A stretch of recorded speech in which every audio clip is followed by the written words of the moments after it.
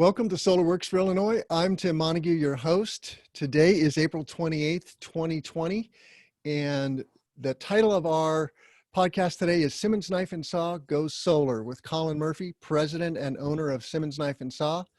I'm excited to have one of my customers on the show finally. And before I introduce Colin Murphy, we're going to do just a little bit of housekeeping, and we have some great guests for you coming up in May. We have Anthony Starr, the director of the Illinois Power Agency, and we're going to be giving an update on the Illinois solar program. And then in June, I have my boss and president of Continental Energy Solutions, Brian Haug, is coming on the show. Brian is also the president of the Illinois Solar Energy Association. So we're grateful for all of his work to build the solar industry here in Illinois. And we're going to also dive into the solar industry. We're going to do a retrospective 2017 to 2020, how the solar industry has evolved in Illinois. Without further ado, it's my pleasure to introduce Colin Murphy, the owner and president of Simmons Knife and Saw. Simmons Knife and Saw is a fourth generation family-owned business manufacturer of industrial saw blades here in the northwest suburbs of Chicago in Glendale Heights. And you can find some details on the project at our website, cesnrg.com/project/Simmons. So welcome to SolarWorks for Illinois, Colin Murphy. Thanks, Tim. Pleasure to be here.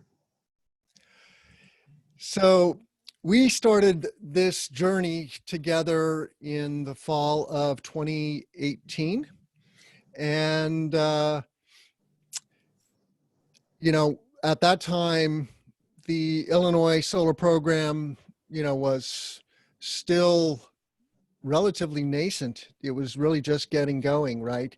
The Future Energy Jobs Act took effect in 2017.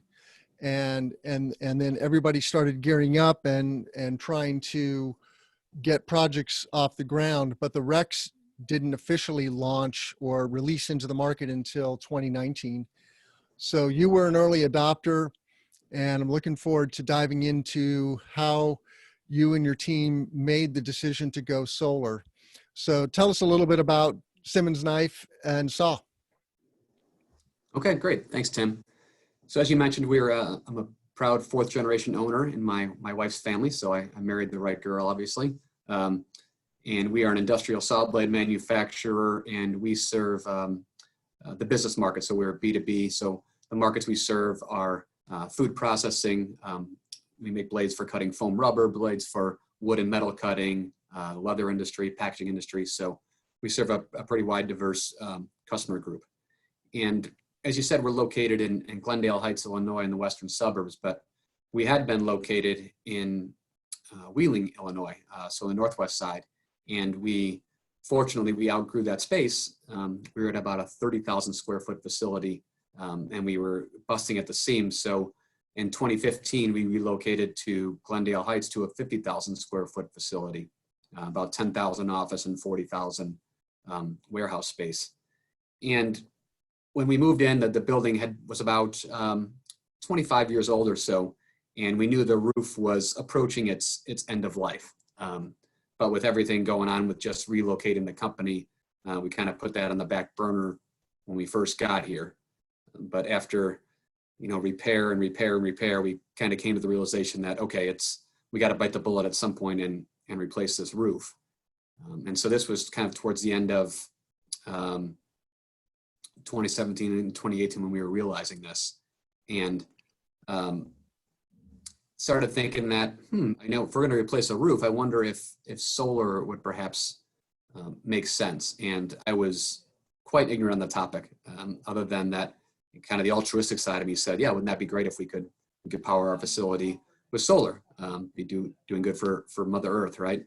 But aside from that, I didn't know a whole lot about it. And then I think it was in late 2018 fall of 2018, when I attended a seminar that was hosted by Continental, and a colleague of mine and I went together, And again, we were both fairly ignorant, but we said, let's just go learn about it before we start jumping into the roof replacement. Let's see if solar even makes sense.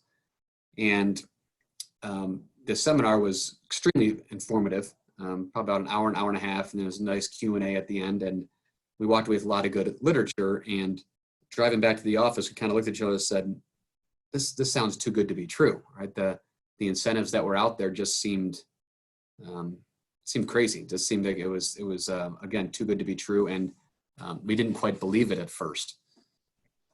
So we started doing a little more homework, and then we decided to interview a few different vendors to determine if what we were hearing was reality. And I think we interviewed about 4 different vendors, Continental obviously being one of them.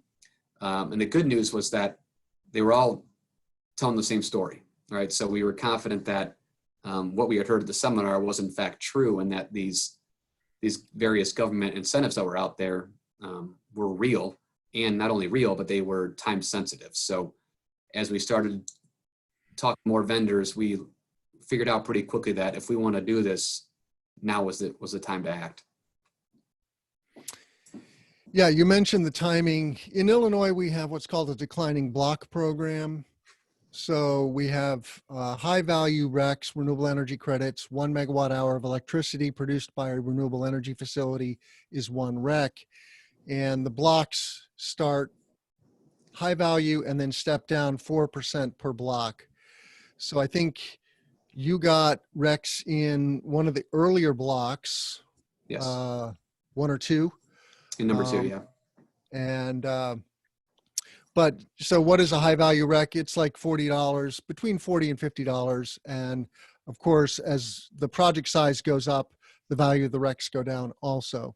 But and I'm going to show a few photos of the project that we designed and built at Simmons Knife. So it's the case where the early bird gets the worm, though. You know, we have a constant flow of money into the renewable energy portfolio standard program, but it gets spent in chunks, and then it dries up for a period of time, and that's kind of where we are right now. We're waiting for more money to accumulate, and then they'll release block 5. So it truly is early bird gets the worm. So I have to give kudos to you and your team. And it was just kind of a perfect storm, right? Where you needed a new roof. So then you were thinking about that investment. Then you got interested in solar. And as it turns out, you can combine roofing and solar into a single tool. This is an established ruling by the IRS. And so let's talk a little bit about that decision-making process, because to be honest, old roofs are the bane of my existence. If your roof isn't leaking, you forget about your roof. And then it quickly gets to be 10 plus years old. And if your roof is 15 years old, it still might have 10 years of life, but you don't necessarily want to put a solar array on it because the solar is going to be there for 25 years. And removing the solar to do the roofing work is quite expensive. So if you're going to re-roof, you want to re-roof before you do the solar. And so that was the timing. So talk a little bit about that decision-making process, because you guys did, you moved fairly quickly. I think from our first conversation until, we really kicked off the project was about a year, maybe a little less. And, but you were decisive. Yeah, and our timeline was sped up a little bit because of the time-sensitive nature of some of these incentives that were out there. So maybe we would have dragged our feet a little more had it just been the normal course of business, but we really put our nose to the grindstone and started doing our research. So touch a little bit about the roof itself. So as I said, our roof was fairly well shot. So we knew we had to make an investment into a new roof. And the research we did along with Continental's help suggested that depending on how we went about the installation of the solar array, the roof itself could qualify for some of these incentives. Whereas that kind of was going to be a sunk cost anyway, right? It was something we had to do. Well, now it could get subsidized, if you will, through some of these incentives that were out there. And the manner in which we went about that is by making it a fully attached array, right? So the the roof itself played an integral role in allowing us to go solar. So with that combination, then the roof qualified for the investment tax credit that was eligible or offered by the federal government. And in 2019, if you were to get the project, I think it just at least underway. We were fortunate that we actually completed it in 2019 as well, but I think it had to be started and well underway in 2019. You received a 30% tax credit for your solar investment. And that's not a tax deduction, that's a tax credit. So literally a credit back on your taxes as opposed to just reducing your taxable income. And so since the new roof that we were putting on was an integral portion and the solar array was attached to it, we were able to claim the roof investment and take a 30% tax credit for the roof investment as well, as in addition to all the solar specific items. Yep. And I've got the project now on screen. So here's the 437 kW DC fully attached rooftop solar array. And that's what the roof looked like before they re-roofed. And obviously this is a ballasted roof with river rock, which is very common for even today. People are installing river rock roofs. If you want a solarized facility, please do not install a river rock roof. It's not ideal. It's doable, but it's not ideal. What is ideal is this TPO, a white roof, and then you either do a ballasted array, which is the most common, or in this case, fully attached with just small standoffs. Anchor Products is the product that we used, but you mentioned the ITC, and you know, for solar, of course, that is a huge incentive. It was 30% in 2019. Now it's 26%, then stepping down next year to 22%. So you do want to have a sense of urgency for that reason. That tax credit is like cash. So if you have a tax liability, you can offset that with a solar project or a roofing and solar project. And roofing is expensive, and that's why I say it's the bane of my existence, because if a customer has 10 years left of life in their roof, they don't necessarily want to make the investment in that roofing upgrade. But if you're combining it with the solar and getting that huge tax credit of 26% now on the roofing and solar, that is a super generous incentive, and it might push you over the top. And just a little bit about, let's talk a little bit about the overall ROI of a solar project like this, Colin, if we could. Sure. I don't know if you have any of those numbers in your head, but this array is offsetting about 70% of the facility's kWh consumption, or annual load as we call it. And so it is generating most of the facility's electricity on an annual basis. But what are some of the other ways that the solar array pays back for Simmons? Right, so there's a number of different incentives that are out there. So we talked about the 30% tax credit from the federal government. There's also you also mentioned the renewable energy credits that are available from the state of Illinois. Those are paid out over the first 5 years of the life of the system. And that's going to be a substantial, that covers about 35% of our investment. The gross investment, 35% of it is going to be paid for through the renewable energy credits that we'll get from we actually just applied for our first one last week, and we'll get them for the next 5 years. So there's that, and there's also the smart inverter rebate, and that was something that we've actually already received, and that was over 10% of the cost was received in the inverter rebate. Literally a check cut to us that we received in March, having gone live in December. Took a few months and we got that in our pocket. So that was far from insignificant. Obviously 10% of over about $1 million investment. So over $100,000 received in the smart inverter rebate. And that you could speak to how that applies. But we have 6 inverters altogether up on the roof, converting the energy from DC to AC so that we could actually use it in our facility.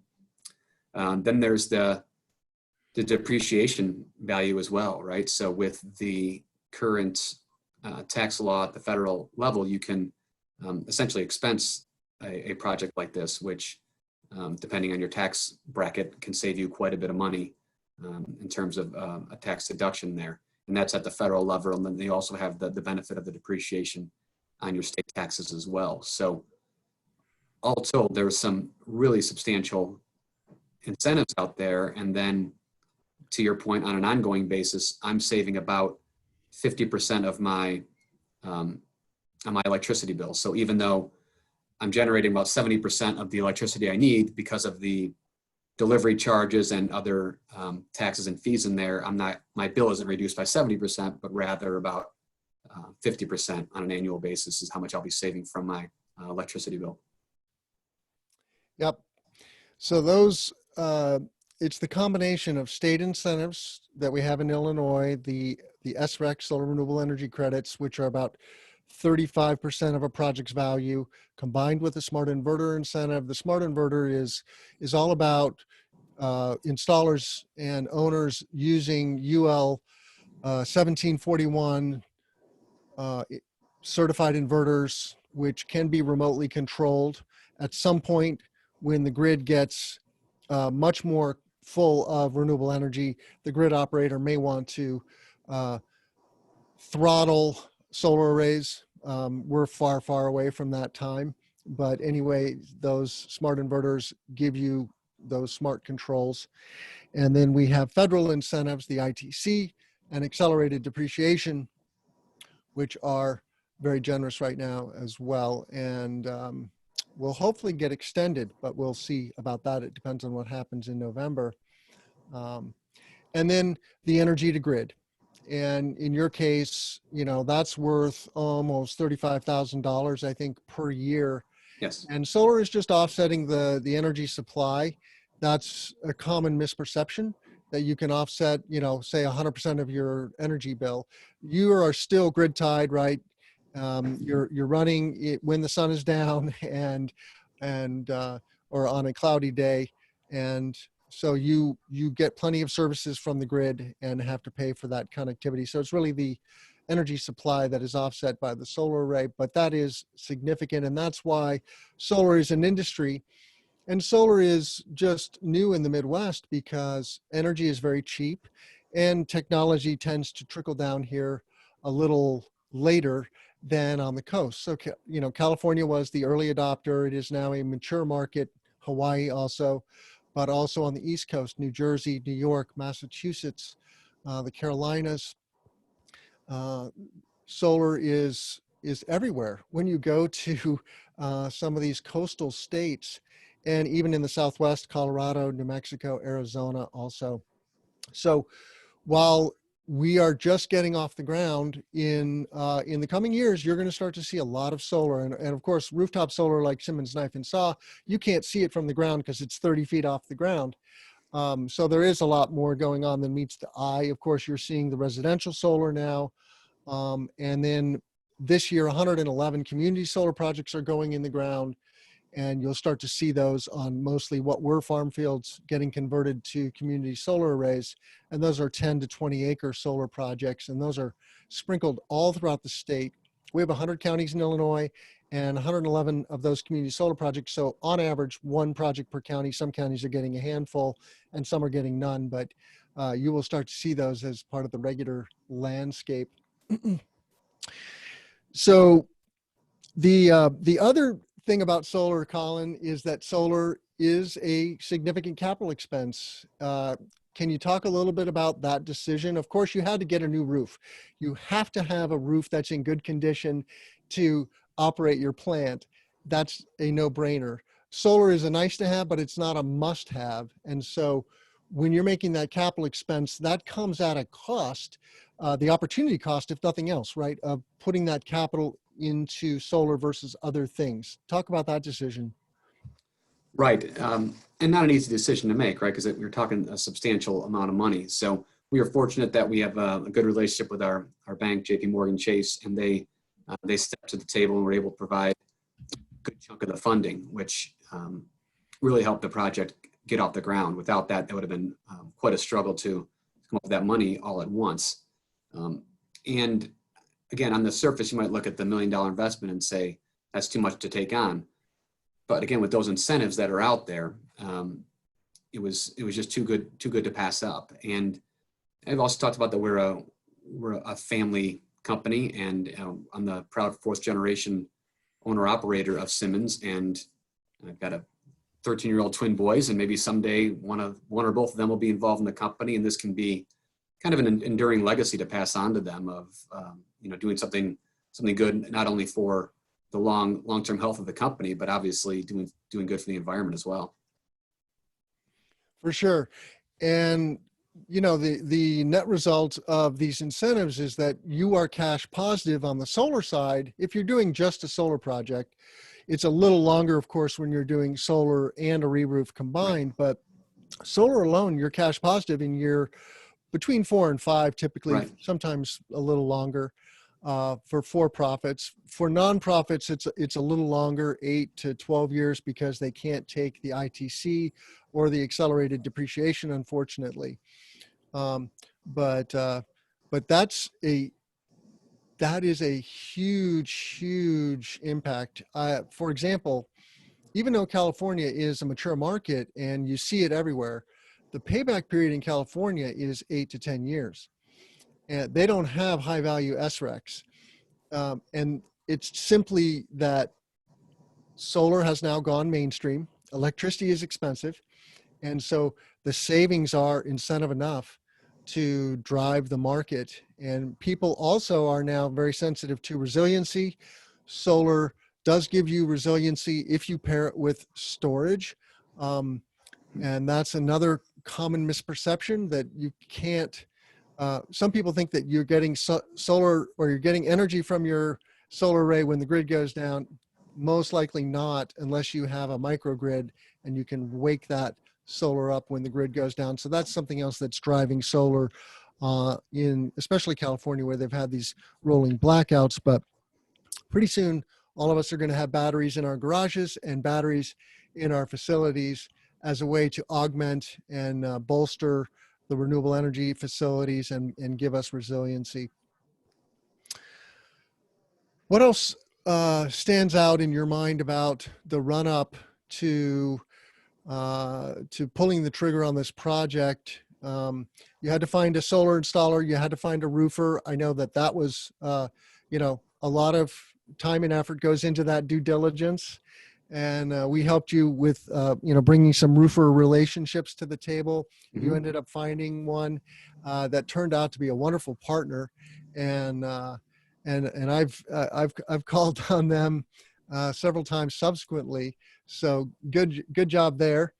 What about the employees? Does this make an impact on your employees, do you think? Absolutely. So we did a big ribbon cutting ceremony for our employees in, I think it was late December, early January, after we went live, and handed out a document that kind of explained how much good we're actually doing. It explained some of the hard facts of the solar array, but then also kind of put it into more relatable terms, like the amount of energy we're generating at Simmons is the equivalent of powering 67 homes for a year, or it's we're doing enough good that it's like taking 82 cars off the road for a year. So when you start thinking about it in terms of those analogies, I think it really starts to hit home for people, and they can really start feeling good about what we're doing as a company and be proud of their employer. And I'm guessing they don't go home and brag to their kids that they made saw blades every day, but they can go home and brag to their wife and children about, wow, Simmons is doing a great thing with all they're doing for the environment, and we're on the forefront of the solar energy. So it gave them a lot of sense of pride, I think, in who they work for, and that in turn makes me very, very happy and proud as an owner. I was able to dig up a photo from Don Hahn. I wanted to mention Solaris Roofing. Yep. And Don was kind enough to send me a photo of the attachment. I didn't have time to get it into my slide deck, but this is the attachment we're speaking of, made by Anchor Products, and it's, it gets welded. First, this particular attachment gets screwed to the roof deck, then welded. The material matches the roof, of course, and then you're just putting a little L bracket, and then you see some of the racking already around this particular attachment. The attachments end up getting buried underneath the solar array. You don't see them at all in the finished product, and people get a little nervous about putting attachments on their roof, but the reality is when you're doing the roofing, there are many penetrations made of the roof deck. Typically, when you look up from below at the roof deck, you will see all these screws poking through the roof. And so this is a very mature technology. It's tried and true. It's still not common in the Midwest to do fully attached or partially attached even. But in California, they do it all the time because they have seismic concerns. And so attachments are just a part of everyday life for solar installers in California. So you're a little bit on the bleeding edge there as well. Probably important to note, Tim, that it doesn't affect the roof warranty at all. So our roof warranty is fully intact for the 20 years. The attachments didn't negatively impact that. Oh, wonderful. Yeah, it's weird. Even within my industry here in the Midwest, my colleagues are very nervous. They get very jittery when you start talking about attached solar arrays. And this I've learned just through dialogue with the manufacturers of the attachments, and then through doing the Simmons project, that it really is a mature technology, and you can trust your professional roofers and the manufacturers. They know this stuff, and the manufacturers white label the products as well. So it really is mainstream technology, and solar is too, for that matter. I just want people to understand that even though it's new here in the Midwest, we've had solar panels since the 1950s. They've been on satellites and remote applications, right, starting in the 60s and 70s, and then bleeding into mainstream starting in the 2000s, and now truly going mainstream globally. We're installing 13 gigawatts of solar in the US annually now. Huge number of, millions and millions of solar panels. So it is tried and true technology. So, and that, circling back to your comments about your employees, and, that's one of my frustrations, is that it is harder to show off when you're doing rooftop solar, right? For commercial facilities, because it's 30 feet off the ground. You can, of course, take drone photos like we did and put those on a screen. You can put the dashboard of what the solar is producing also on your website, or on a display in your lobby or in the lunchroom. So there are ways around that, but it takes a little effort. Yeah. Any regrets? Absolutely not. Absolutely not. I on the contrary, when we were going into making this decision, I said, I think if we don't do this, we're going to look back in 5 years and really regret the fact that we passed up such a perfect timing in terms of the fact that we needed a new roof, and that the government incentives were out there and ready for the taking. And to your point, they're time sensitive and declining over time. So we were really fortunate how the stars aligned with our need for the roof, with almost the height of the government incentives that were out there. So no regrets at all. And I think I would have been, had a lot of regret in a number of years looking back if I had not gone through with this. So I'm thrilled with the decision. And to your point earlier, we found some great partners with you, and then Solaris was the roofing company. And that's critical to have the partners that you trust and rely on. This is, not only is it a large capital investment, but I mean, you've got these people all over your facility for a handful of months, right? So you want to be working with somebody that you have a great communication, with, but also that you have a lot of trust in. And we were fortunate that for both the roofing vendor, and then for you, for Continental, for the solar aspect, that we were in good hands and had a very, very strong working relationship. Well, thank you. And for anybody listening, if you want to ask questions, you can just type those into either the chat or the Q&A. Either one works. And we'll answer your questions. We're going to wrap up here in just a couple of minutes. I don't have a lot of other questions for you, Colin. If there's more that you want to share with our audience about the project, of course, feel free to do that. And just to recap in a nutshell, you buy a solar array or a solar array and a new roof. It pays back, if it's solar only, in 4 to 6 years in Illinois. And then you're cash positive and you're getting free electricity from sunlight, right? Converting sunlight to electricity with the semiconductor technology of the solar array. And then you're getting 20 more years of free energy. And so if you put $1 million in, you get about $1 million out over the 20 years or 25 years. That's kind of the equation. Money in, cash positive, money out. So it's like almost pre-purchasing your energy. And what that does for you is it levelizes your cost of energy. If you just stay buying grid power, it is going to escalate over time, and you don't know exactly how quickly, and it's pretty much out of your control.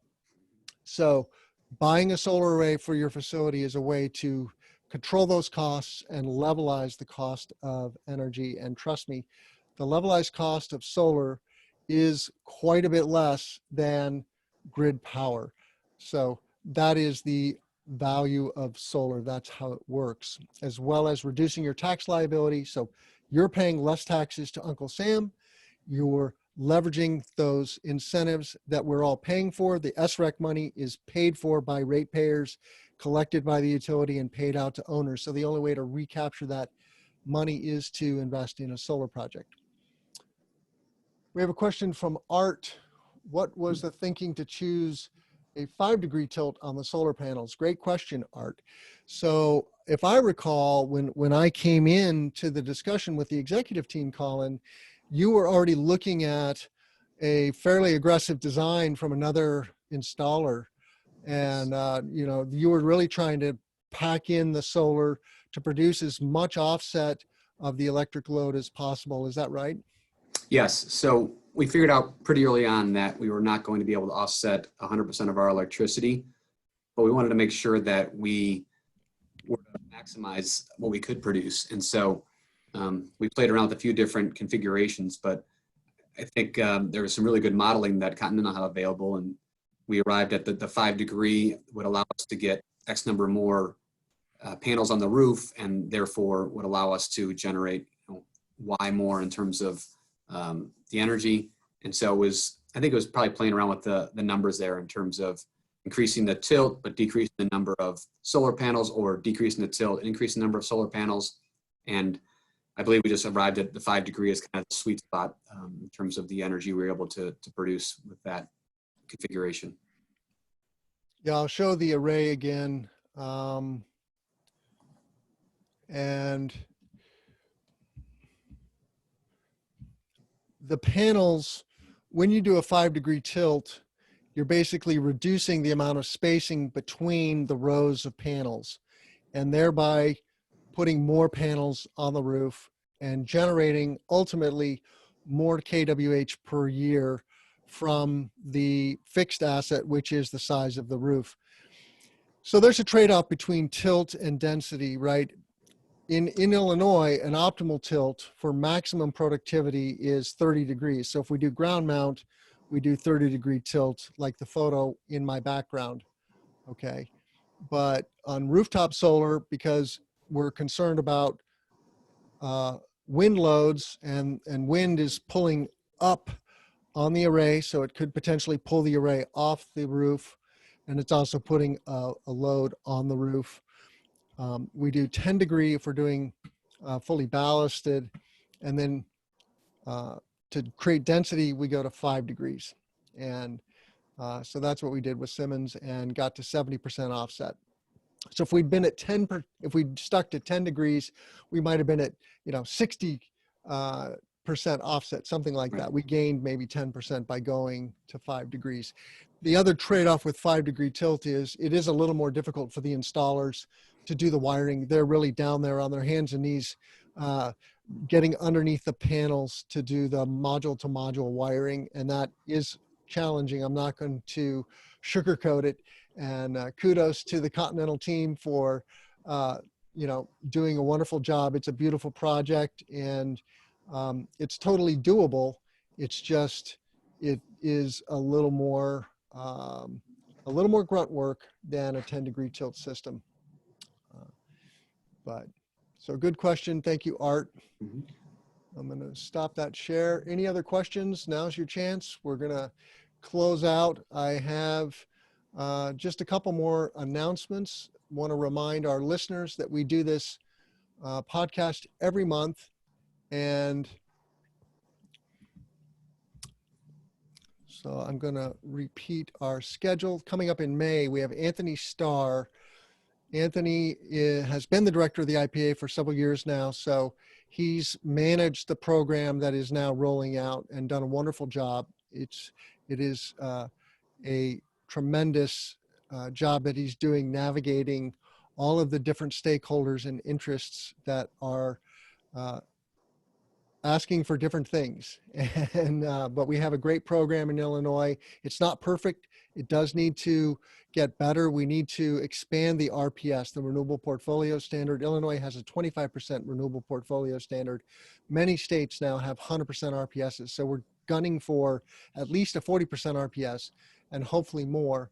So you can look forward to that on May 19th. And then in June, we're going to have Brian Haug, who's president of the Illinois Solar Energy Association and also president of Continental Energy Solutions, the company I work for, how the Illinois solar market has evolved 2017 to 2020. So we'll get two updates, different perspectives on how solar is growing in Illinois. Well, unless we have any other questions, I want to thank our guest, Colin Murphy, president of Simmons Knife and Saw. Thank you for coming on the show, and thank you for going solar, Colin. My pleasure. Again, it was a great working relationship with Continental, and it's been something to be very proud of, and an enduring thing that we could pass on to the next generation. So it was a great experience all around. So my pleasure, Tim.